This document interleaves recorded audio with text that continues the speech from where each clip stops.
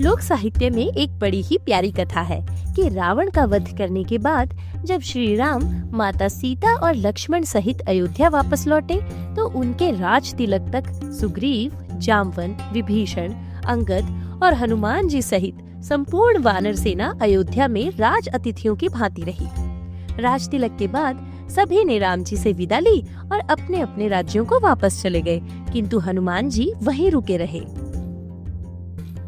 दिन बीते, हफ्ते बीते, महीने बीते, पर हनुमान जी ने जाने की बात ही नहीं की। वे 24 घंटे राम जी के आसपास रहते। द्वारपाल की तरह मन करता तो किसी को राम जी से मिलने देते, मन करता तो किसी को भी मना कर देते। मंत्रियों को उनकी राम जी से इतने निकटता के कारण ईर्ष्या होने लगी। अयोध्या के महलों में कानाफूसी होने लगी कि राम जी उन्हें आखिर जाने को क्यों नहीं कहते। तंग होकर मंत्रीगण सीता माता के पास पहुंच गए कि आप ही उन्हें जाने को कहिए, लेकिन सीता माता ने साफ मना कर दिया। वो बोली कि हनुमान को तो मैं पुत्र की भांति प्रेम करती हूँ, मैं उन्हें जाने को कैसे कह सकती हूँ। हनुमान ही थे जिन्होंने 100 योजन समुद्र पार करके लंका में मुझे ढूंढा और मैं अपने स्वामी से मिल सकी। मैं उन्हें जाने को कभी नहीं कहूंगी। मंत्रियों ने लक्ष्मण जी से कहा कि आप ही हनुमान जी को जाने को कहें, तो लक्ष्मण जी बोले कि मेरे तो प्राण ही उन्होंने बचाए हैं, मैं भला उन्हें जाने को कैसे कह सकता हूँ। भरत बोले कि अगर 14 साल वनवास के बाद भैया राम वापस न आते तो मैं तो अग्नि समाधि ले लेता, पर हनुमान जी ने पहले ही पहुंचकर मुझे उनके आने की सूचना दे दी, तो मेरे भी प्राण उन्होंने बचाए हैं, मैं उन्हें जाने को कैसे कहूँ। ऐसे ही चलते चलते शत्रुघ्न, माता कौशल्या, सुमित्रा और कैकेयी इत्यादि के बाद आखिरकार ये बात राम जी तक पहुंच गई। प्रभु राम बोले कि वे पूरी त्रिलोकी को अपने से दूर कर सकते हैं, लेकिन हनुमान को यहाँ से जाने के लिए नहीं कह सकते।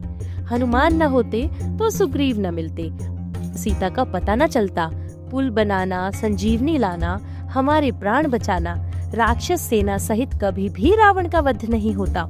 वे उन्हें जाने को कभी नहीं कह सकते, लेकिन राजधर्म के अनुसार मुझे आप मंत्रियों की सलाह भी माननी पड़ेगी। इसलिए कल मैं उनको कुछ राजकीय सम्मान देकर विदा करने की कोशिश करूंगा। अगले दिन श्री राम ने दरबार में हनुमान जी से पूछा, हनुमान, सीता जी को मुक्त करवाने के अभियान में सहायता करने के लिए हमने समस्त वानर सेना को कुछ न कुछ उपहार स्वरूप अवश्य दिया है। लक्ष्मण को हमने अयोध्या के अनेकों मंत्रालयों के प्रमुख का पद दिया, जामवंत को ऋक्षराज का पद दिया, सुग्रीव को किष्किंधा का राजपद दिया, अंगद को युवराज पद मिला, विभीषण को लंका का राजपद मिला, परंतु तुमने कुछ नहीं मांगा। बोलो हनुमान, तुम्हें कौन सा पद दें?